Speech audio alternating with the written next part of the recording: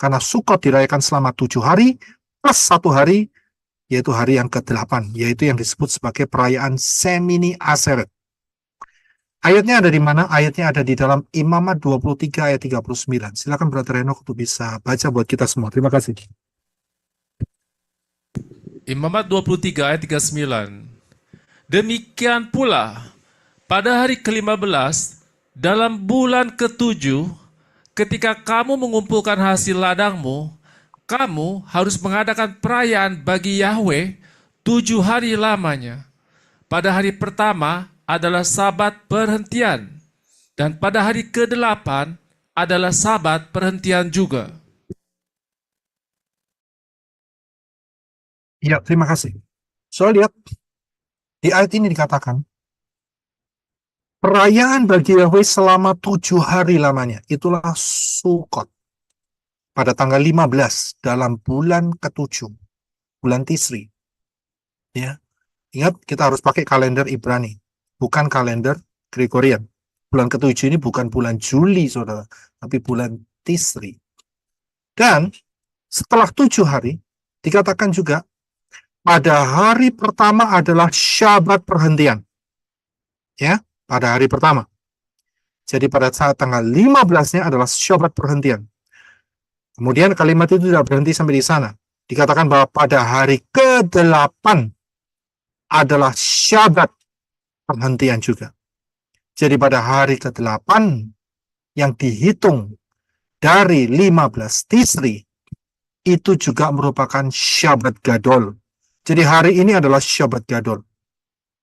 Merupakan hari perhentian Syabat. Ya. Nah, kita hanya dulunya kenal hanya sebagai 7 harinya saja, yaitu Sukot. Tetapi kita harus lebih teliti apa yang dikatakan di dalam Imamat 23 ayat 39. Inilah yang disebut sebagai perayaan hari ke-8 setelah Sukot, yaitu Shemini Atzeret. Ya, Shemini Atzeret. Itulah hari ke-8. Nah, kalau kita lihat di dalam kalender, ya, saya berikan tanggalan melalui Google, dan saudara bisa lihat Shemini Atzeret strip atau garis miring Simchat Torah 2024. Untuk Shemini Atzeretnya, ya, mungkin saudara bisa baca terjemahannya. Silakan Brother Henok untuk bisa baca terjemahannya untuk kita semua. Shemini Atzeret 2024 dimulai saat matahari terbenam pada tanggal 23 Oktober 2024. Kemudian diikuti oleh Simchat Torah yang dimulai saat matahari terbenam pada tanggal 24 Oktober 2024 dan berakhir setelah malam tiba pada tanggal 25 Oktober 2024. Ya, terima kasih. Saudara, sekarang di Indonesia, sekarang WIB itu adalah jam 10.40. WIB, pagi. Ya, jadi saudara dan saya, ini masih di tanggal perayaan Simchat Torah. Oh, mohon maaf, Shemini Atzeret. Shemini Atzeret. Nanti pada saat saudara matahari terbenam di Indonesia, masuklah saudara di perayaan Simchat Torah. Jadi saudara bisa lihat ya, Shemini Atzeret dan Simchat Torah itu perbedaannya 1 hari. Ya, hari ini saya masih tanggal 23. Saudara sudah tanggal 24. Ya, jadi tapi saudara dan saya masih di dalam fase yang sama, yaitu Shemini Atzeret. Karena saya baru mulai, saudara belum mengakhiri. Nanti saudara masuk pada saat matahari terbenam, mungkin jam 6 sore atau jam 6.30 sore, waktu Indonesia, maka saudara masuk di perayaan Simchat Torah. Ya. Nah, perayaan yang ditulis hanya perayaan Shemini Atzeret. Ya, hanya Shemini Atzeret. Karena tertulis dalam Imamat 23 ayat 39. Ya, pada hari ke-8 adalah Syabat perhentian juga. Ya, nggak ditulis juga hari ke-9-nya, hanya hari ke-8. Nah, kita akan melihat mengenai pola yang ada di dalam ketetapan Bapa Yahweh. Pola angka 7 itu bukan satu pola yang baru. Kalau saudara lihat, siapa yang tahu musik, pasti saudara akan tahu mengenai tangga nada. Ya, atau saudara penyanyi, saudara pasti harus tahu mengenai tangga nada. Do, re, mi, fa, sol, la, si, kemudian kembali ke do. Ya, jadi dari do menuju do yang lebih tinggi, itu satu interval. Itu ada 7 plus 1 jadi 8. Ya, begitu pula pola satu minggu. Dimulai pada hari Minggu, diakhiri pada hari yang ketujuh, yaitu hari Sabtu, Saturday, Shabbat. Ya, dan setelah itu kembali lagi ke hari yang pertama, Sunday, Monday, atau Senin, Selasa, Rabu, dan seterusnya. Jadi satu pattern yang berulang, saudara. Ya, satu pattern yang berulang. Inilah putaran angka 7. Karena itu waktu yang ditetapkan Bapak Yahweh, pola waktunya Bapak Yahweh juga merupakan pola angka 7. Ya, yang hurufnya adalah Zion. Nah, setelah angka 7, ya, yaitu yang memiliki makna completion atau perfection, ya, sempurna, komplit, lengkap. Setelah angka 7, karena angka 7 mempunyai makna completion atau perfection. Jadi setelah angka 7 adalah, ya sudah tahu Angka sendiri, 8. pasti angka 8. Ya, ya saya mungkin di Indonesia nggak terlalu memperhatikan tanda pagar, ya. Itu yang di sebelum angka 7 sama angka 8 itu ada tanda pagar, ya. Itu artinya angka, ya, biasanya. Nah, berarti angka 8 itu identik dengan, jawabannya adalah Kekekalan. angka 8 identik dengan angka 1, saudara. Ya, karena polanya kan cuma 7, perfectionnya, lengkapnya 7 kan. Jadi setelah 7 kembali ke 1. Sebetulnya ya 7 setelah 7 8. Jadi 8 itu sama dengan 1. Nah, disinilah ada makna yang sulung. Ya, bukan cuma hal ini saja, akan tetapi angka 8 itu juga kalau ditidurkan itu membentuk satu simbol, yaitu kekekalan, eternity. Ya, kekekalan. Jadi tidak ada ujungnya. Terus berputar seperti itu. Kekekalan. Itu kalau angka 8 ditidurkan, saudara. Ya, itu bukan satu kebetulan, tapi suatu rencana Bapak Yahweh. Nah, tadi kita lihat bahwa angka 1 itu berbicara mengenai yang sulung. Hari ke-8 adalah buah sulung. Hari ke-8. Kita bisa lihat setelah kematian Yeshua HaMashiach pada hari keberapa kematian Yeshua HaMashiach? Rabu. Hari keempat. Hari keempat. Ya, hari keempat, hari Rabu. Hari keempat. Ya, jadi kematian Yeshua pada hari yang keempat. Hari Rabu. Dan kemudian dia bangkit hari Sabtu, Pak. Hari ke-7. Pengetahuannya hari ke-8. ya, hari Shabbat dia bangkit. Ya, hari Shabbat dia bangkit. Ya, sebelum matahari terbenam untuk menggenapi 72 jam yang telah dinubuatkan melalui gambaran, yaitu Nabi Yonah. 3 hari 3 malam seperti Yonah di dalam perut ikan, maka anak manusia akan berada di dalam perut bumi selama 3 hari 3 malam. Totalnya 72 jam. Enggak lebih, enggak kurang. Ya, jadi Yeshua itu bangkit pada saat hari Shabbat. Ya, pada saat hari Shabbat. Bukan pada hari Minggu, bukan pada hari pertama, tapi hari Shabbat.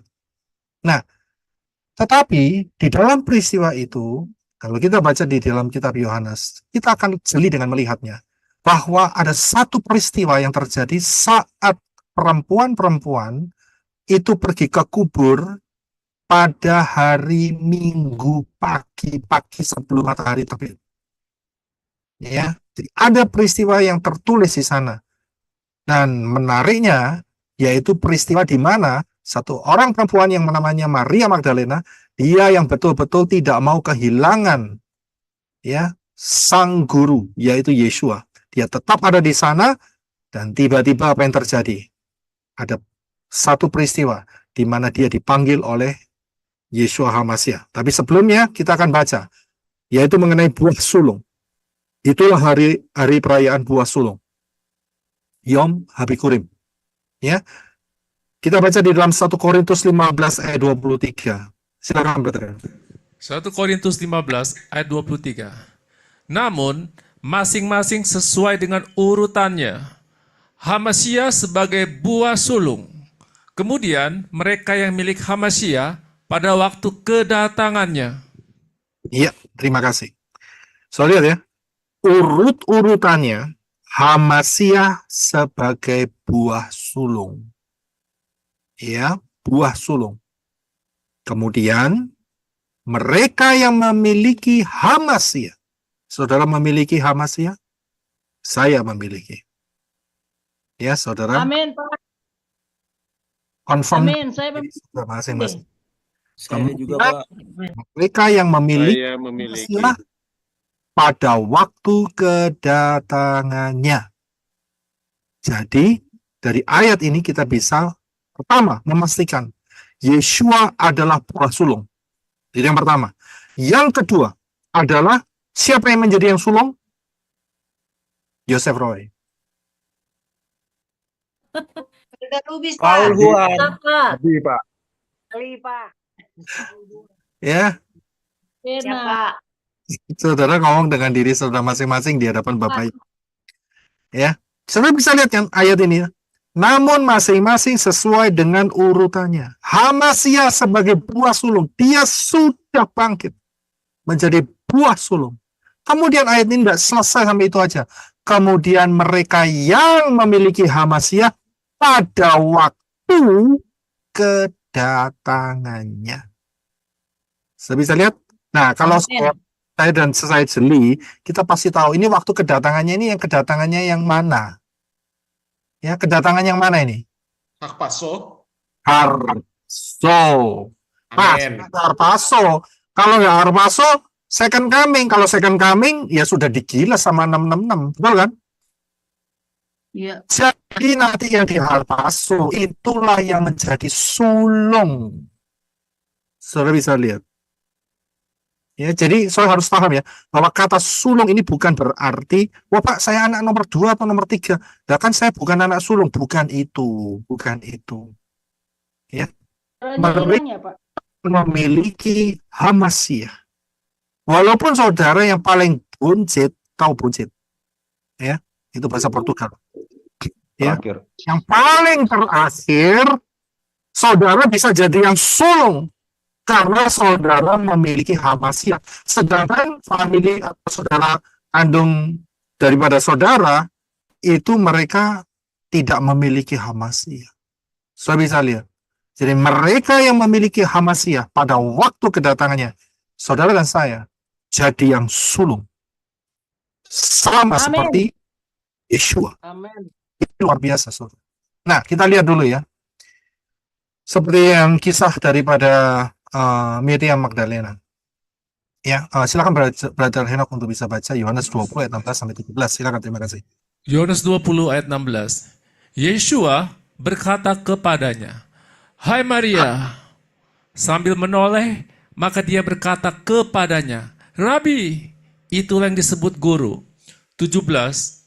Yeshua berkata kepadanya, "Janganlah menjabak aku, sebab aku belum naik kepada Bapakku.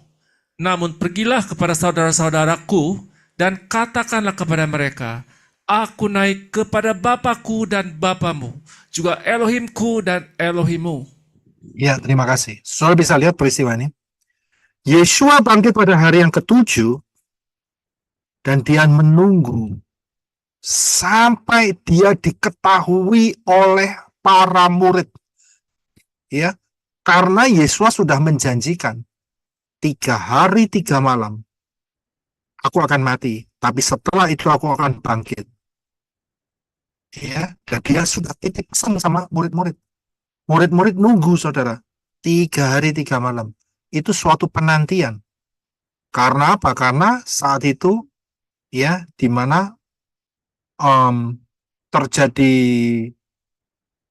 sentimen yang tajam ya oleh orang-orang Saduki yang membunuh Yeshua, dan mereka berkoalisi dengan Romawi saat itu, ya, dengan Pilatus. Jadi murid-murid ketakutan karena istilahnya itu kepalanya hilang, saudara. Ya, jadi 3 hari itu mereka sembunyi, saudara. Tapi mereka ada yang ragu-ragu, ada yang ingat. Ya, ada yang ragu-ragu, ada yang ingat bahwa 3 hari 3 malam adalah waktu yang telah ditetapkan. Ya, waktu yang telah ditetapkan. Hampir semua murid ragu-ragu. Siapa yang tidak ragu-ragu setelah melihat kubur itu terbuka? Siapa yang tidak ragu-ragu? Siapa yang tahu? Petrus ya. Spesifik adalah Yohanes. Ya, spesifiknya itu adalah Yohanes. Dia begitu melihat, dia percaya. Ya, dia percaya.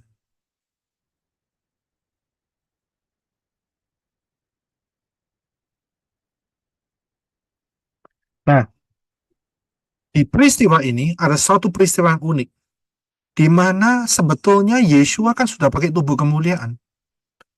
Pada saat kebangkitannya, dia bisa langsung ke Syamayim, kan? Mestinya kan begitu. Kan bisa saja, mau namanya pakai tubuh kemuliaan.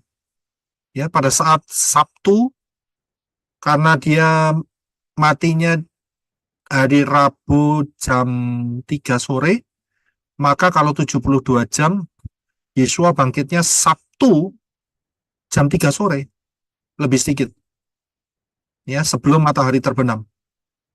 Sebetulnya kan ada banyak waktu, saudara.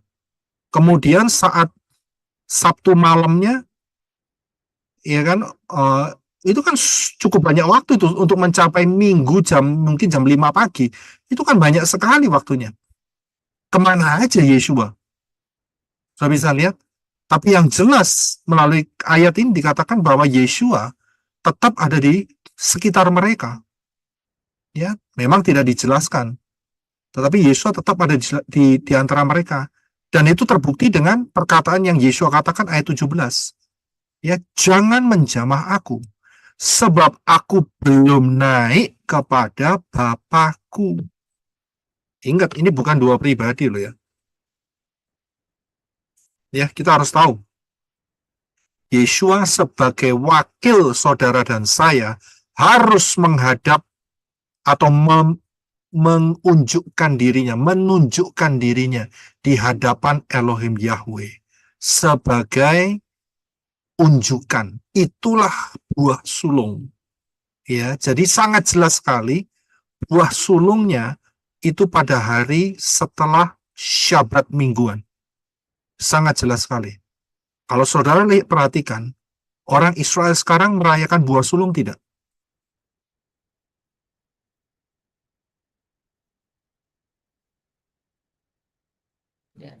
Sepertinya enggak. Tidak, Pak. Enggak, Pak. Tidak, Pak. Tidak. Tidak. Saudara perhatikan, cek saja, Yom Habikurim nggak ada, saudara. Nggak ada. Saudara cek aja. Ya, yang ada adalah mereka menggunakan perhitungan Omer. Dan perhitungan Omer yang mereka lakukan, itu mereka langsung tepatkan yaitu tanggal 16 Nisan. Selalu. Karena itu, ya dengan menggunakan perhitungan itu, maka Pentakos atau Shavuot selalu jatuhnya tanggal 5 Sivan. Betul ya? Pasti. Betul. Ya, pasti. Karena saya yakin mereka mengapa, pertanyaan begini, 7 hari raya itu kan di Torah toh, Imamat 23 kan? Lah kenapa mereka nggak ada? Mengapa? Kok mereka hitungnya di Omernya? Saya curiga nih. Jawaban yang paling tepat adalah karena mereka menolak Yeshua HaMashiach. Jadi mereka memodifikasi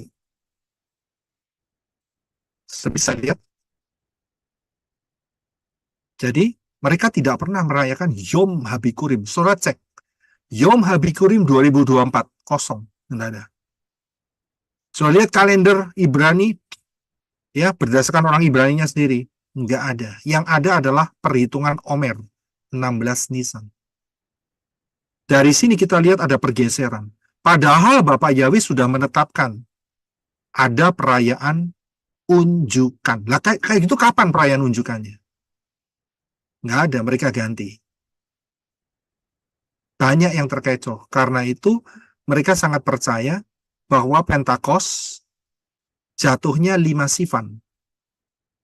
Paham ya? Ya, kalau saudara nggak ngerti kalender Ibrani, rodok susah memang.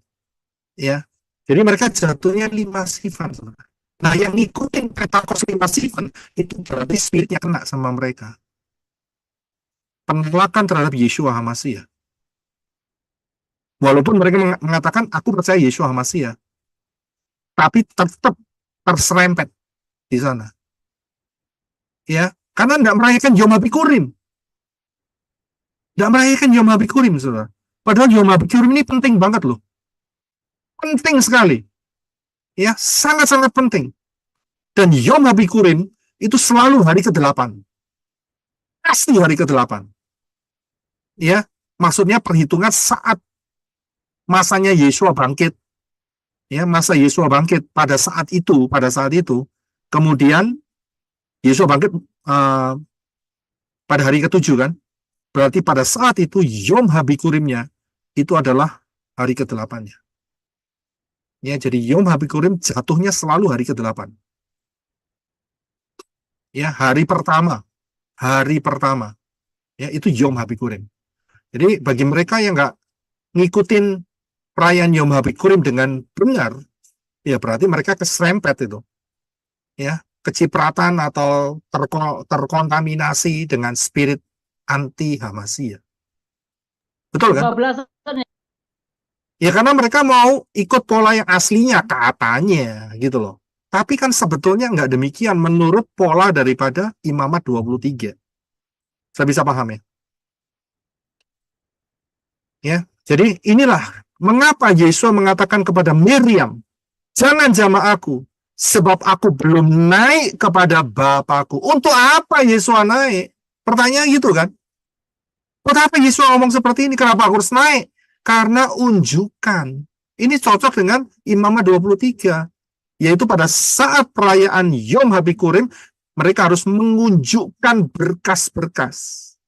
Diunjukkan. Saudara bisa lihat, ini dia. Jadi, penggenapannya adalah saat Yeshua mengunjukkan dirinya di hadapan Bapa Yahweh sebagai wakil saudara dan saya. Sudah paham ya? Sebagai wakil saudara dan saya, dia harus mengunjukkan dirinya untuk menggenapi perayaan Yom Habikurim. Dan Yom Habikurim selalu pada hari yang pertama. Atau hari ke-8. Dan kita lihat ya, hari pertama sama hari 8 itu sama sebenarnya. Ya, karena perputaran 7. Oke. Nah, sekarang kita bisa lihat ya, mengenai yang sulung. Yang sulung. Kita lihat beberapa hal, yaitu di dalam Bilangan 3 ayat 13. Kita akan baca terlebih dahulu. Bilangan 3:13 mengenai yang sulung. Silakan Brother Reno. Bilangan 3 ayat 13. Karena setiap anak sulung adalah kepunyaanku. Pada hari aku membunuh setiap anak sulung di tanah Mesir, aku telah mengkhususkan bagiku setiap anak sulung di Israel, dari manusia hingga hewan. Mereka menjadi kepunyaanku. Akulah Yahweh. Haleluya. So, lihat, setiap anak sulung adalah kepunyaanku. Ya. Ini nggak bicara mengenai anak sulung yang sekarang ya. Ya. Ini bicara kepada Israel. Dan kemudian bukan cuma anak sulung. Dari manusia sampai binatang yang namanya sulung itu punyanya Elohim Yahweh. Kalau binatang itu harus dibunuh. Tapi kalau manusia harus ditebus dengan pengorbanan binatang. Ini bicara yang sulung. Kita lihat lagi ayatnya di dalam Keluaran 22 ayat 9b sampai 30. Silakan, Brother. Keluaran 22 ayat 29b. Haruslah engkau menyerahkan anak-anak sulungmu kepadaku. 30. Demikian juga engkau harus berbuat terhadap lembumu, terhadap dombamu. 7 hari lamanya anak hewan itu bersama-sama dengan induknya. Pada hari ke-8 engkau harus menyerahkannya kepadaku. Iya, terima kasih. Sudah bisa lihat? Pada hari ke-8. Lagi kan? Polanya seperti itu. Pada hari yang ke-8. Jadi setelah 1 minggu, 7 hari, maka pada hari yang ke-8, kamu harus menyerahkan kepada Elohim Yahweh. Karena itu milik Elohim Yahweh. Termasuk yang sulung. Ya, anak sulung. Itu harus diserahkan. Nah, ada yang unik tadi. Dikatakan bahwa, kalau kita lihat sebentar ya, di dalam ayat yang sebelumnya, yaitu, pada hari aku membunuh setiap anak sulung di tanah Mesir, aku telah mengkhususkan bagiku setiap anak sulung di Israel. So, bisa lihat ya ayat itu ya. Ini berbicara mengenai apa? Berbicara mengenai apa?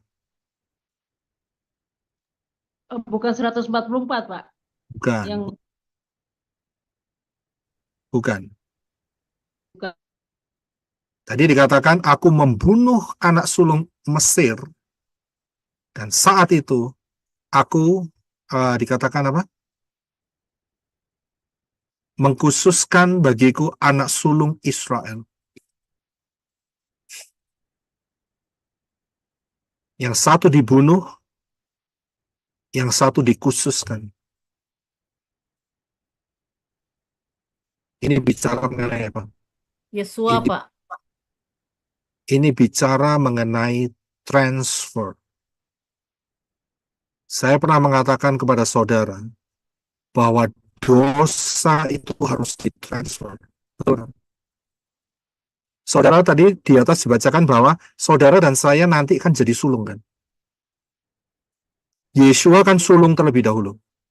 Kemudian dikatakan kan tadi di Korintus ya. Ya, dikatakan kan, Rabi Saul mengatakan kan, nanti setelah itu siapa yang menerima Hamasiah, milik Hamasiah, akan menjadi yang sulung pada saat kedatangannya. Jadi saudara dan saya akan jadi yang sulung. Betul? Tapi ada yang harus ditransfer. Apa yang ditransfer? Dosa. Itu prinsip transfer. Ya. Yang satu dimatikan, kena kutuk. Yang satu dipilih untuk dihidupkan. Saudara bisa lihat. Jadi, dosa itu harus ditransfer. Israel dipilih supaya dia hidup. Kematiannya ditransfer ke anak-anak sulung orang Misraim. Ditransfer. Kita jadi hidup. Kita transfer ke Yesua. Yesua hidup. Matinya, kematiannya, dosa atau kutuk kematiannya ditransfer ke siapa? Setan. Setan gak iso transfer. Stuck dia di situ. Mau ditransfer kemana? Kalau dia bisa transfer, dia selamat. Ternyata tidak bisa. Saya bisa lihat, ini prinsip transfer. Ya. Jadi kalau seseorang dia tidak mau mentransfer dosanya, tanggungan sendiri. Ya, tanggung sendiri sudah. Ya, kalau dia tidak paham akan prinsip ini, dia akan tanggung. Kapan dia bisa melepaskannya? Ya tidak akan pernah bisa. Kalau dia sudah mati, berarti dia akan menanggung selama-lamanya. Di mana? Di lautan api. So bisa lihat, ini prinsip transfer, saudara. Oke. Nah, kita akan lanjutkan.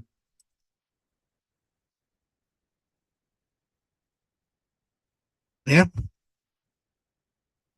Nah, tadi di dalam bilangan 3:13 kita sudah bisa melihat ya. Anak sulung itu milik Elohim Yahweh. Ya, dan harus diserahkan pada hari ke-8. Ya, pada hari ke-8. Penggenapannya adalah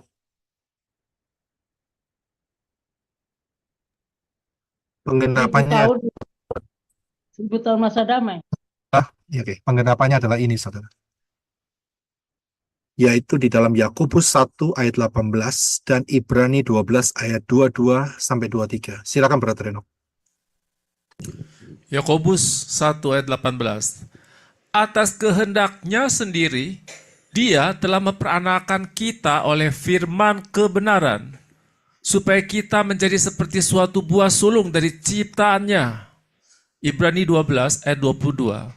Tetapi kamu sudah datang ke Gunung Zion, ke kota Elohim yang hidup, ke Yerusalem surgawi, kepada berpuluh-puluh ribu malaikat, 23, kepada jemaat-jemaat sulung yang telah terdaftar di Syamaim, kepada Elohim hakim semua orang, kepada roh orang-orang benar yang telah disempurnakan.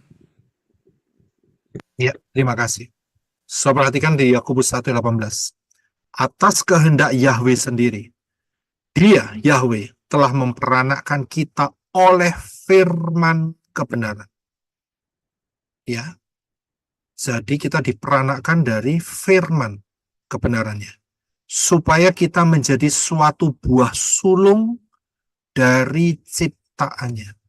Persis kan, seperti yang dikatakan di dalam Korintus di atas. Ya, di dalam Korintus 15:21, namun masing-masing sesuai dengan urutannya, Hamasiah sebagai buah sulung, kemudian mereka yang memiliki Hamasiah pada waktu kedatangannya, kemudian mereka yang memiliki Hamasiah, saudara dan saya, pada waktu kedatangannya. Ya, jadi yang sulung. Kembali lagi, Yakobus 1:18. Supaya kita menjadi suatu buah sulung dari ciptaannya. Saudara dan saya dapat kesempatan luar biasa, bukan? Menjadi yang sulung. Hal inilah yang sebetulnya secara fisik sangat sekali diingini oleh satu orang. Namanya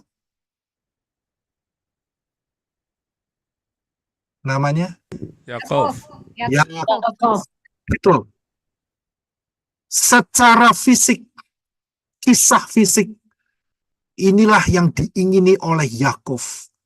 Aku mau dan harus jadi yang sulung. Saudara bisa lihat di sini. Tapi buat saudara dan saya ini bukan bicara mengenai secara fisik.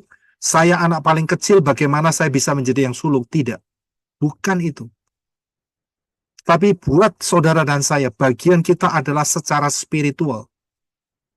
Yaitu menerima Hamasiah Yeshua. Saudara dan saya akan menjadi yang sulung. Saudara bisa paham di situ. Yakov, dia rindu sekali dengan berpikir bagaimana dan kapan kesempatannya untuk bisa jadi yang sulung. Akhirnya dapat. Saat kakaknya kecapean, ya, bukan kakaknya ya, itu saat itu saudara kembar ya, nggak bisa ngomong kakak ya. Yang keluar dulu saat Esau kecapean dan dia lagi masak enak. Dan akhirnya dia tukar, baik, kamu boleh minta makanan yang aku buat. Tapi dengan sumpah, kamu harus bersumpah bahwa aku yang sulung, kamu yang buncit. Betul kan? Kakaknya ya setuju. Gara-gara perut kan? Ya kan? Gara-gara luwe. Tahu luwe? Ya, Portugal Utara. Luwe. Lapar, hungry. Ya, perutnya keroncongan. Ada musik keroncong. Ya, musik keroncong-keroncong gitu kan. Akhirnya setuju, saudara. Baik, kamu sulung, aku buncit. Terjadilah. Apa yang terjadi? hak sulungan jatuh di Yakov. Saya bisa lihat. Saudara dan saya nggak rebutan dengan Esau. Tapi saudara dan saya, kalau saudara jeli, saudara pasti akan merebut kesulungan ini yang ada di dalam Hamasiah Yeshua. Karena janjinya kan, siapa yang di dalam Hamasiah, memiliki Hamasiah, satu kali nanti saat kedatangannya, saudara dan saya jadi yang sulung. Ini kan kita tahu harpazo. Saudara dan saya jadi sulung. Kalau sudah jadi sulung, ya udah banyak ceritanya. Ya, luar biasa. Dapat tubuh kemuliaan yang baru, ya yang luar biasa. Ya, Yerusalem yang baru, mempelai. Itu kan kesempatannya banyak semua di sini. Itulah yang sulung. Saya bisa lihat. Ya, dan kemudian di dalam Ibrani 12 ayat 22-23 dikatakan, tapi kamu sudah datang ke Gunung Sion, ke kota Elohim yang hidup, ke Yerusalem surgawi, kepada berpuluh-puluh ribu malaikat, kepada jemaat-jemaat sulung yang telah terdaftar di Syamayim, kepada Elohim hakim semua orang, kepada roh orang-orang benar yang telah disempurnakan. Saudara perhatikan kalimat yang pertama di Ibrani 12 ayat 22. Tetapi kamu sudah datang ke Gunung Sion. Perhatikan ya. Sekali lagi. Tetapi kamu sudah datang ke Gunung Sion. Pertanyaannya, kapan? Kapan? Apakah kajian 1000 tahun? Salah. Paso, Pak. Harpazo. Kan. Setiap Ketika kita kali menerima beribadah. Yesus, Jawabannya adalah, siapa yang ngomong beribadah tadi? Saya, Pak. Oh, Sister Julinda. Saat ini, Amin. saat saudara masuk di hadirat Bapa Yahweh, gak usah nunggu harpazo, gak usah nunggu kerajaan 1000 tahun. Sekarang, Yeshua mengatakan kerajaan Elohim ada di mana? Di dalam hati kita. Enggak ngomong gitu itu. Kerajaan Elohim ada mana? Di tengah-tengah kita. Sekitar Ada kita. di tengah-tengah kita, Pak. Ada di tengah-tengah kita. Di tengah-tengah kamu. Di sekitar kita. Di sekitar kita. Di sekitar kita itu di mana? Ya di sini kan. Di sekitar kita nih. Ini bukan kaparot, oke? Ini bukan pakai ayam, oke? Bukan loh ya. Tolong ya, saudara jangan selalu kok muter-muter ini ya kaparot ini, bukan. Saya menunjukkan di sekitar kita. Yeshua katakan kerajaan Elohim itu di sekitarmu, di antara kamu, di antara kamu. Nah, kerajaan Elohim ada apa? Tapi bukan tapi. Dijelaskan di Ibrani, kerajaan Elohim itu ada, ya, kita lihat lagi ya.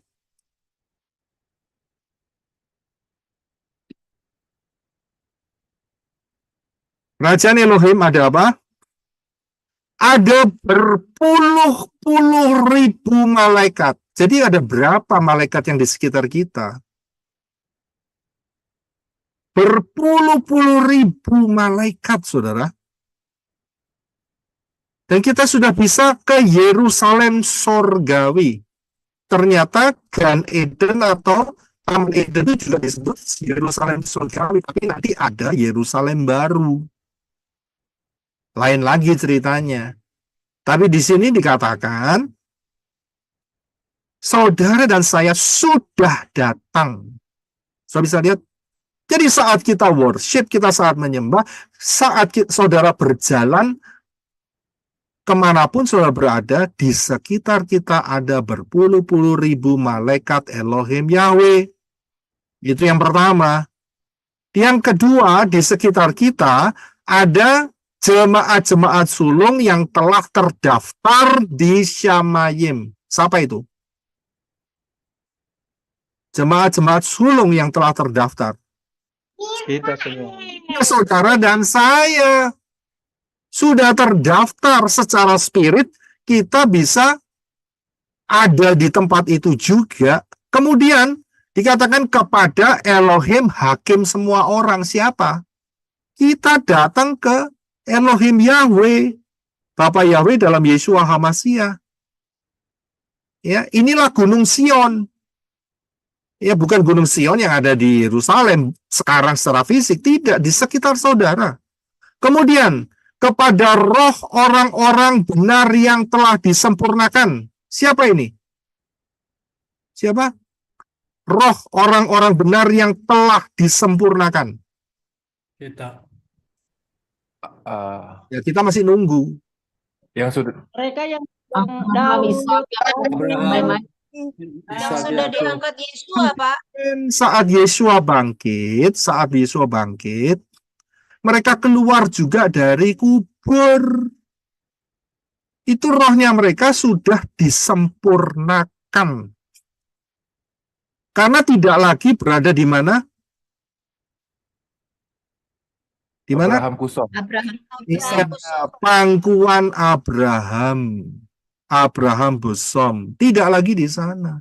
Tapi mereka sudah ada di Gunung Sion juga. Gunung Sion rohani. Yaitu Yerusalem rohani. Spiritual. Ya, Gan Eden. Firdaus yang sekarang. Itu sama semua. Saudara bisa lihat. Saat saudara dan saya masuk menghadap Elohim Yahweh, kita ada di tengah-tengah mereka semua. Padahal saudara dan saya masih pakai tubuh fisik. Fisik bumi alamiah. Tapi secara penempatan, spirit saudara sudah ada di tengah-tengah mereka. Luar biasa. Ya, luar biasa. Ini dahsyat sekali. Ya, ajaib yang Elohim Yahweh kerjakan buat saudara dan saya. Inilah penggenapannya.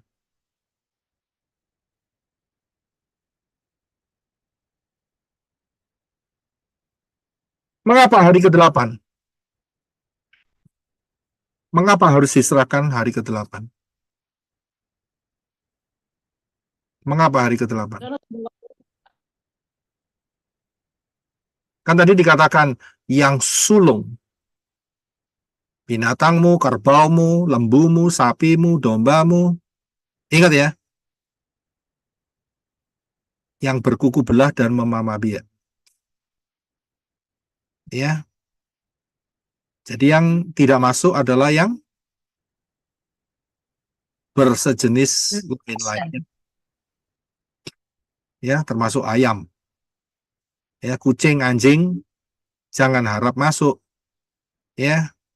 Kenapa hari ke-8? Kenapa menyerahkan anaknya pada hari yang ke-8? Mengapa menyerahkan manusia pada hari ke-8? Menjadi milik Bapa Yahweh. Kenapa? Karena Hari ke-8 adalah yang pertama, sulung. ya sulung jelas sudah dijelaskan. Jadi mengapa hari ke-8 itu jawabannya adalah ini dia saudara. Menjadi milik Yahweh kekal selama-lamanya. Sudah bisa lihat? Yerusalem yang baru dan bumi yang baru adalah hari ke-8. Elohim Yahweh telah melihat jauh ke depan nasib daripada M2E. Saudara tahu M2E? Manusia-manusia Elohim. Ya, terima kasih, Bresco. Manusia-manusia Elohim M2E. Ya. Yang menang yaitu di Yerusalem yang baru. Elohim Yahweh sudah memberikan gambarannya melalui kitab yang kita baca tadi, yaitu di dalam kitab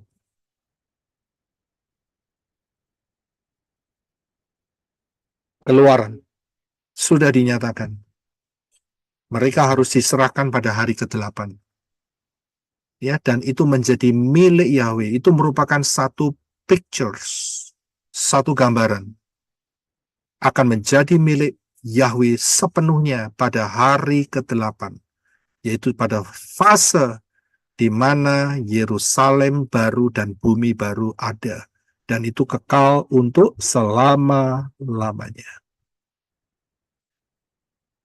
Saya bisa lihat, itulah alasannya mengapa hari ke-8.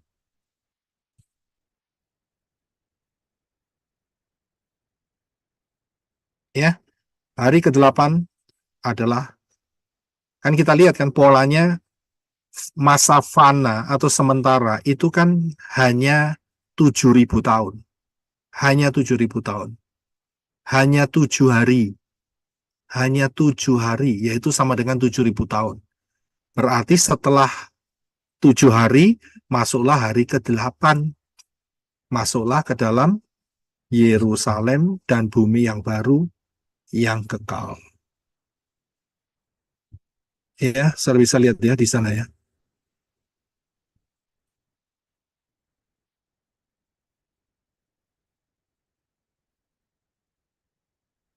Ya, bisa paham mengapa hari yang ke-8. Dan Yesua adalah yang sulung. Berarti Yesua tetap menjadi pemimpinnya di hari ke-8. Lalu yang memang dia adalah Bapak Yahweh sendiri dalam tubuh kemuliaan. Dalam tubuh kemuliaan Yesua kan, tubuh Syamayim kemuliaan. Dialah pemimpinnya, karena itu dikatakan ya dalam Korintus tadi, Hamasia adalah yang sulung. Setelah itu saudara dan saya. Bisa lihat? Ya, sekarang yang berikutnya. Prophecy of, saudara pasti paham. Bukit Milah ya? Brit Milah. Ya, Prophecy of Sunat. Perhatikan, prinsip yang sama. Imamat 12 ayat yang ketiga. Silakan Brother Reno. Imamat 12 ayat 3. Pada hari ke-8, kulit khatan anak itu haruslah disunat. Kejadian 17 ayat 12. Seorang anak laki-laki berumur 8 hari haruslah kamu sunat, yaitu setiap laki-laki dari keturunanmu yang lahir di rumah atau yang dibeli dengan uang dari orang asing yang bukan keturunanmu. Iya, terima kasih. So bisa lihat, pada hari ke-8 itu disunatnya. Ya, daripada kulit katan anak laki-laki. Mengapa di hari ke-8? Ya kita sudah tahu lah soal dari sisi kesehatan seorang bayi, kekuatannya pada hari ke-8 adalah puncaknya. Kita sudah tahu, tapi kita nggak ngomong soal itu lah. Ya, tapi saya harus berikan bahwa hari ke-8 inilah pada saat Yesua disunat. Itulah pada saat peristiwa Semini Azeret. Lukas 2:21. Silakan Brother. Lukas 2 ayat 21. Dan ketika 8 hari telah digenapi untuk menyunatkan bayi itu, namanya pun disebut Yeshua, nama yang disebutkan oleh malaikat sebelum dia dikandung di dalam rahim. Ya, terima kasih. Sudah bisa lihat, Yeshua lahir 1 Tisri. Mohon maaf, 15 Tisri kok 1 Tisri. 15 Tisri. Perayaan Sukot. Ya, 15 Tisri. Kemudian 8 hari setelah itu, dia harus disunat. Jadi disunat pada saat perayaan Semini Azeret. Hari ke-8. Ya hari ini, saudara. Kalau hitungannya ya. Jadi harus disunatkan pada hari ke-8. Ini cocok dengan apa yang dikatakan oleh Korintus. Hamasia adalah yang sulung. Sudah bisa lihat? Jadi, Hamasia harus melalui penyunatan ini. Dia menjadi yang sulung. Dia disunatkan. Karena nantinya, dia akan menjadi yang sulung pada saat Yerusalem yang baru dan bumi yang baru. Ya, jadi ini terkoneksi satu sama lain. Nah, mengapa disunat pada hari ke-8? Mengapa disunat pada hari ke-8?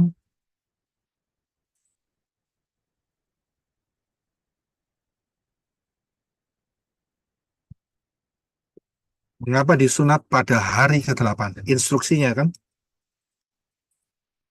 Pada hari ke-9 atau hari ke-7. Dan disebutkan hari ke-8 adalah Syabat. Mengapa disunatkan harus hari ke-8? Karena sudah ada polanya, Pak Yos. Betul, pola apa sekarang? Penyunatan dari sebelum Yesua kan sudah ini, hari ke-8, bangsa Israel harus, anak-anak sulung, anak laki-laki Israel harus disunat hari ke-8. Iya, tapi kita sedang bicara mengenai prophecy sepetam. Jadi soal penyunatan adalah prophecy. Tadi sebelum saya masuk soal sunat, saya sudah tunjukkan satu gambar prophecy of Brit Milah. Ya, prophecy of sunat. Berarti prophecy mengenai apa? Saya tunjukkan kepada saudara satu ayat di mana saudara pegang tangan saudara. Remas-remas seperti ini. Saya kasih tahu. Saudara pegang tangan saudara, berarti saudara memegang apa? Daging saudara, betul? Saudara percaya nggak di dalam daging saudara, tangan saudari ini ada darahnya? Percaya ya? Saya Percaya. Beneran percaya? Tusuk aja sama jarum atau pisau lah, keluar darahnya lah, sudah ketahuan. Pasti ada darahnya. Ada satu ayat yang menyatakan mengapa disunat hari ke-8? Alasannya adalah 1 Korintus 15 ayat 50. 1 Korintus 15:50. Silakan brother. 1 Korintus 15 ayat 50. Dan aku mengatakan hal ini, saudara-saudaraku, bahwa daging dan darah tidak akan mewarisi kerajaan Elohim. Begitu pula kefanaan tidak mewarisi kekekalan. Sudah bisa lihat?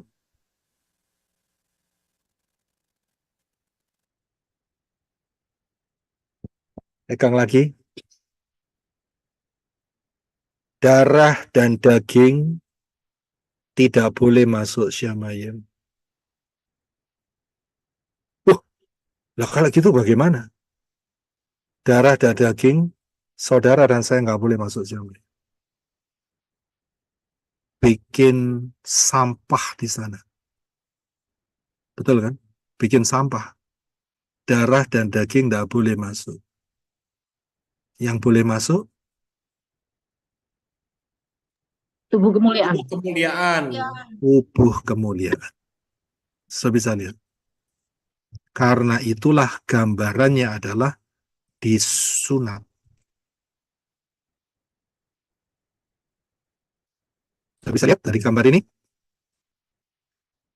Sebelum masuk di dalam Yerusalem yang baru, yang kekal, bumi yang baru, maka yang fana ini, yang daging sementara ini, harus disunat. Harus disayin. Disunat. Bukankah dengan angka 7 itu merupakan gambaran daripada zayin? Huruf zayin yang adalah senjata untuk memisahkan. Pemisahan antara yang fana, daging yang sementara. Karena dalam kerajaan 1000 tahun itu masih ada daging loh. Ya bukan untuk saudara dan saya, tapi kan masih ada unsur daging, yaitu manusia-manusia 144.000 kan, dan juga manusia-manusia goyim yang sedikit yang lolos. Kan kita sudah belajar di situ. Masih ada daging, dan inilah yang disunat. Tidak boleh masuk di dalam Yerusalem yang baru dan bumi yang baru. Nah, ayatnya ya tadi di atas itu, saudara. Ya, darah dan daging tidak akan mewarisi kerajaan Elohim. Begitu pula kefanaan tidak mewarisi kekekalan. Jadi terlepas. Ya, terlepas. Konsep ini sangat tidak disukai. Oleh siapa? Oleh siapa? Setan, Pak. Bukan, setan mah nggak punya tubuh. Konsep ini nggak disukai. Ya, itu loh. Si buta huruf. Martabak. Nah, si buta huruf dan pengikut-pengikutnya, ya, nggak suka. Ya, karena mereka dijanjikan di sono mereka dapat 70 bidadari. Ya, gak suka mereka. Ya, yang laki dapat 72 bidadari, yang perempuan dapat apa? Gigit jari, Pak. Gigit jari. Menurut mereka loh ya, kita enggak memojokkan. Menurut mereka, mereka katakan yang perempuan dapat perhiasan. Karena di dunia selalu kesukaannya adalah perhiasan yang mewah-mewah. Katanya seperti itu. Well, itu urusan mereka sendiri. Tapi yang sangat jelas, darah dan daging tidak mendapat tempat di Syamayim. Yang fana tidak mempunyai hubungan apa-apa dengan kekekalan. Yang fana akan binasa. Karena itulah fase 7.000 manusia, 7.000 tahun manusia akan disunat. Potong. Tidak ada daging yang masuk dan darah yang masuk di dalam, daging dan darah loh ya, yang masuk di dalam kerajaan 1.000 tahun. Ya, yang boleh masuk adalah tubuh kemuliaan. Tubuh kemuliaan, itu yang boleh masuk. Tubuh kemuliaan ada daging? Tidak, Pak. Ada, Pak. Ada. Ada daging, tapi jenisnya bukan daging seperti saudara dan saya. Ya, Tidak ada dosa lagi, Pak, di dalam Yesua daging itu. mengatakan, setan tidak punya darah dan daging. Coba kamu raba, aku ada daging dan tulang. Mohon maaf, setan tidak punya daging dan tulang. Yesus mengatakan, aku ada daging, ada tulang. Iya kan? Tapi jenisnya sudah bukan jenis seperti saudara dan saya. Ada sisa-sisa.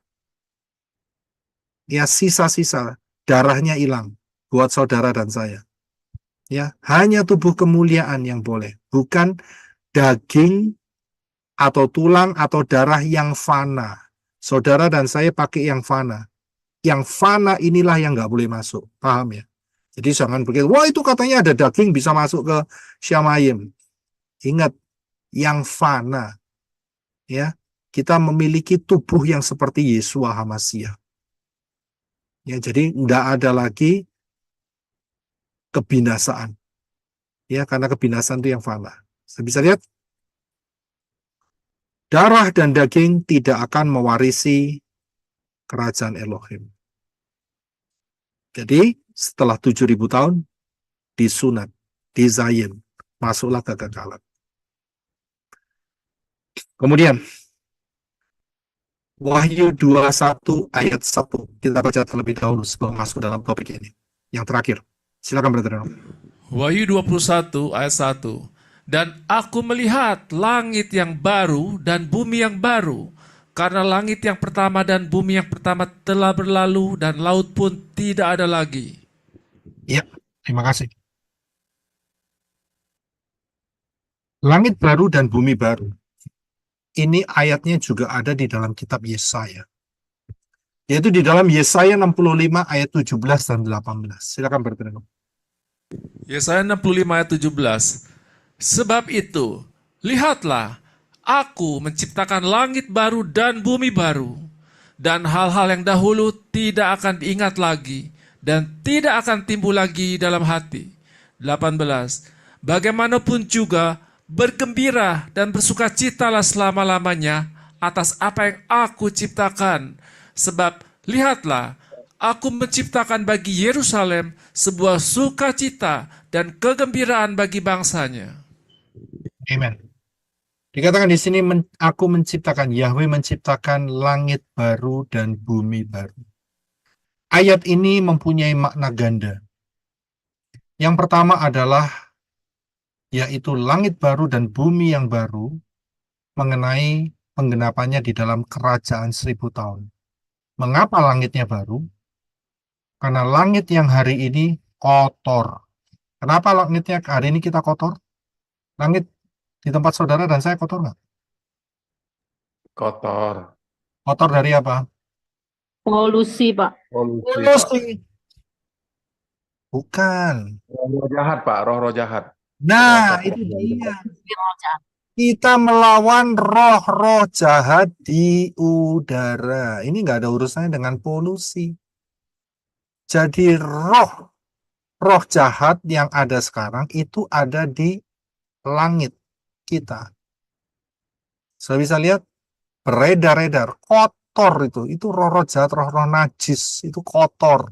Di hadapan Bapak Yahweh itu kayak tai-tai semua itu. Itu kotor. Karena itu di dalam kerajaan 1000 tahun, setan-setannya dibelenggu. Betul? Berarti atmosfernya bersih, nggak ada setan. Ya, di dalam kerajaan 1000 tahun, nggak ada itu yang namanya mengenai deklarasi Efesus pasal 6. Gitu? Yang di dalam kerajaan 1000 tahun ngapain ini deklarasi Efesus pasal 6? Kalau saudara dan saya deklarasi Efesus 6, ya pantas. Kita harus deklarasi. Karena atmosfernya kotor. Ya, ada banyak roh-roh jahat. Kita bukan melawan darah dan daging, tetapi melawan pemerintah-pemerintah, penguasa-penguasa, penghulu-penghulu, roh-roh jahat di udara, di atmosfer. Ya, jadi Efesus 6 sudah tidak berlaku lagi, saudara. Dalam kerajaan 1000 tahun. Dan siapa yang mau diusir? Wong setan ini sudah dibelenggu selama 1000 tahun. Betul kan? Jadi ada fasenya Efesus 6 itu berlaku. Betul? Ya, tapi ingat, Efesus 6 tidak berlaku dalam 3,5 tahun yang kedua, mohon maaf, di dalam 3,5 tahun masa 666. Nggak ada kedua, nggak ada pertama maksud saya. Ya, nggak berlaku di sana. Karena memang sudah diserahkan oleh Elohim Yahweh. Nggak bisa ngusir, sudahan. Ya, jadi kita harus lihat ya, timing daripada pergerakan Dafar Elohim. Dari sini kita bisa lihat bahwa ayat di dalam kitab Yesaya itu merupakan penggenapan dari kerajaan 1000 tahun. Menciptakan langit baru dan bumi yang baru. Bumi yang sekarang kacau balau, ya banjir, ya gempa bumi, ya gara-gara turut campur dosa dan setan bekerja. Tapi saat kerajaan 1000 tahun, nggak ada lagi itu. Jadi Elohim yang menciptakan langit baru dan bumi baru, itu karena memang diperbaharui, sebab setan dibelenggu selama 1000 tahun. Ayat ini bukan hanya bicara mengenai kerajaan 1000 tahun. Ayat ini bicara mengenai apa juga? Yerusalem baru dan bumi baru. Terima kasih. Mengenai Yerusalem baru dan bumi yang baru. Jadi kerajaan 1000 tahun itu adalah replika daripada Yerusalem baru dan bumi yang baru. Sedangkan Yerusalem baru dan bumi yang baru adalah realita kekekalan. Kalau kerajaan 1000 tahun itu hanya sementara, itu replikanya saja. Nanti di dalam Yerusalem yang baru kekal selama-lamanya. Sudah bisa paham ya? Jadi ayat ini mempunyai makna ganda. Dan dari sini kita bisa melihat keindahannya yang sangat luar biasa. Sebelum saudara dan saya menempati Yerusalem yang baru, kita diberi kesempatan untuk menjelajahi replikanya selama 1000 tahun. Luar biasa kan planningnya. Jadi sukacita yang kita dapatkan ini, apa namanya? Sukacita yang kita dapatkan dari Elohim Yahweh. Increasing. Apa itu increasing? Meningkat. Meningkat. Sekarang bersyukur kita sudah dapat keselamatan, dijamin. Sudah bisa lihat? Kemudian nanti setelah ini rapture, meningkat kan? Dapat rewards, meningkat lagi kan? Iya kan? Habis gitu, ya, pesta kawin anak domba, meningkat lagi kan. Kemudian diajak turun ke kerajaan 1000 tahun, memerintah, meningkat lagi kan. Terus kemudian setelah itu, lihat kaplingan di Yerusalem yang baru, meningkat terus. Di dalam Yeshua HaMasyiah, hidup kita itu meningkat, saudara. Luar biasa. Beda dengan jalannya setan. Nurun terus, bubar lama-lama, masuk lautan api. Saudara dan saya meningkat terus. Ya, dikatakan apa kesukaran apa, kesulitan apa yang saudara alami sekarang tidak sebanding. Perhatikan perkataannya Rabi Saul. Apa yang saudara derita sekarang tidak sebanding dengan apa? Kemuliaan yang akan saudara terima. Tidak sebanding.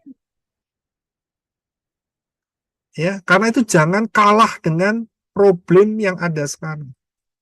Relax, tenang, berharap kepada Bapa Yahweh dalam Yesus HaMasyiah. Ada Ruah Yahweh Elohim. Tunggu waktunya, nggak lama lagi. Polanya sudah tetap kan? 1 minggu berapa hari? 7 hari. Bukankah itu satu pola? Ya, yang ditetapkan Elohim Yahweh. Perputarannya selalu 7 hari. Saudara berani ngomong sama pemerintah, Pak, 1 minggu 10 hari, Pak. Nah, ini enggak, ulangan saudara dicoret jadi 0. Betul, mana ada 1 minggu 10 hari? Kalau 1 minggu 10 hari ya nanti sisanya bagaimana? Ya gampang Pak, di-adjust saja Pak. Seperti Februari kan bisa di-adjust itu. Jadi tanggal 28, 29 begitu kan. Ngawur aja ya kan. Itu sudah ketetapannya Bapak Yahweh itu. 1 minggu 7 hari. Ya itu sebetulnya apa? Apa itu namanya yang subliminal. Itu subliminalnya Bapak Yahweh itu 1 minggu, saudara. Tahu subliminal kan? Cara kode-kodenya Bapak Yahweh 1 minggu, Syabat. Ya itu subliminal itu. Punya Bapak Yahweh. Ya, dahsyat sekali kan rencana Bapak Yahweh. Meningkat. Selalu meningkat. Ya, di dalam Elohim Yahweh. Nah, saya perhatikan. Ini bagi yang paling terakhir. Imamat 23 ayat 39. Kita udah baca tadi. Saudara perhatikan. Demikian pula pada hari ke-15 dalam bulan ke-7. Ketika kamu mengumpulkan hasil ladangmu, kamu harus mengadakan perayaan bagi Yahweh 7 hari lamanya. Pada hari pertama adalah Syabat perhentian. Dan pada hari ke-8 adalah Syabat perhentian. Adalah Syabat perhentian juga. Perhatikan kata Syabat perhentian juga. Sudah bisa lihat? Tadi kita sudah lihat. Hari ke-8 adalah Yerusalem yang baru. Syabat perhentian. Mengapa di sini Yerusalem yang baru dan bumi yang baru disebut Syabat? Mengapa? Kan Mengapa udah disebut? sampai, memang udah waktunya. Ayatnya ada di dalam Wahyu 14 ayat 13. Silakan Brother Reno.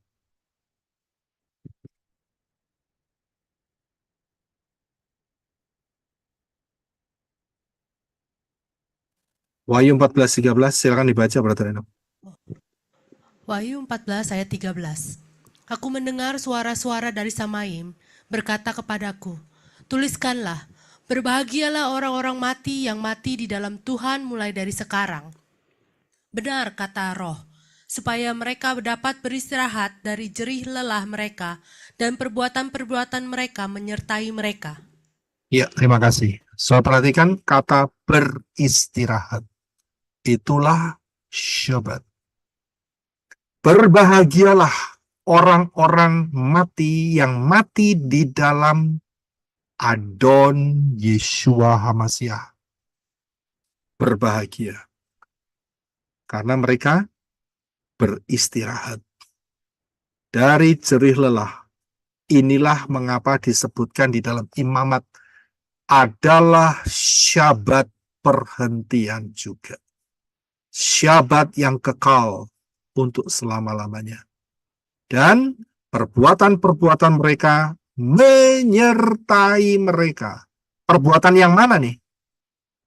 Ya, itu kita kan harus jeli. Perbuatan yang mana? Perbuatan yang jahat? Tidak. Perbuatan yang jahat dihapus dengan darah Yesua. Perbuatan mana yang menyertai? Yaitu apa yang saudara kerjakan untuk kemuliaan Bapa Yahweh. Itu yang akan menyertai. Betul kan? Mau berapa lama disertai? Menyertai selama-lamanya. Itulah rewards. Sebisanya akan menyertai. Nah, kalau tidak pernah berbuat, apakah dapat perbuatan yang menyertai untuk selamanya? Kalau tidak pernah berbuat, ya jangan ngimpi. Ada itu aja jawabannya. Loh, saya kok nggak dapat rewards ini? Nah, kamu nggak berbuat apa-apa. So bisa lihat, loh, kok dia dapat banyak? Bahwa yang dia melakukan rencananya Bapak Yahweh, dia jeli sekali, dia punya divine intelligence. Dia melipat gandakan dengan luar biasa. Sebelum mati, kan dikatakan kan, berbahagialah orang yang mati di dalam Elohim. Baru dapat menyertai. Jadi, perbuatan-perbuatan yang menyertai, rewards-rewards yang menyertai, hanya bisa dibuat sebelum mati. Tapi kan kita tidak pakai waktu mati, sebelum harpaso. Yes, amin. Saya bisa lihat. Jadi dari sini sudah jelas dilihat. Setelah harpaso, saudara jangan harap bisa dapat rewards. Nggak akan pernah dapat. Saya bisa lihat karena apa yang mau menyertai? Wong hitungannya sebelum mati kok. Baru bisa menyertai selama-lamanya. Saya bisa lihat. Nggak pernah melakukan apa-apa ya. Bahasa Koreanya itu nul pudul. Itu tahu nul pudul? Udah nol pudul. Kalau penerjemah bahasa Indonesia nul pudul.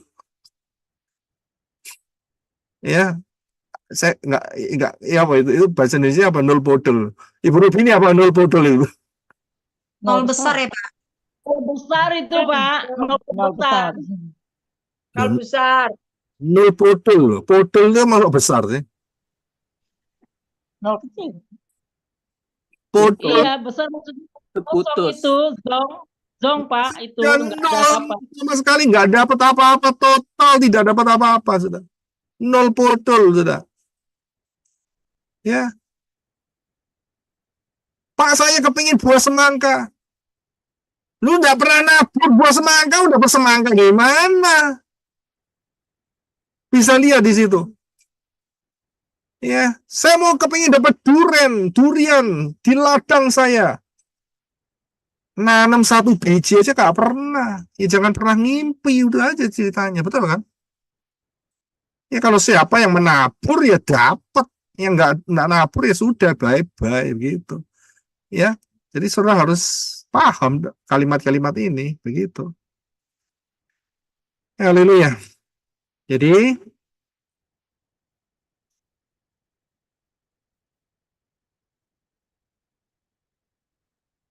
hari ini adalah perayaan Shemini Atzeret. Hari ini saudara bisa memproyeksikan pikiran saudara.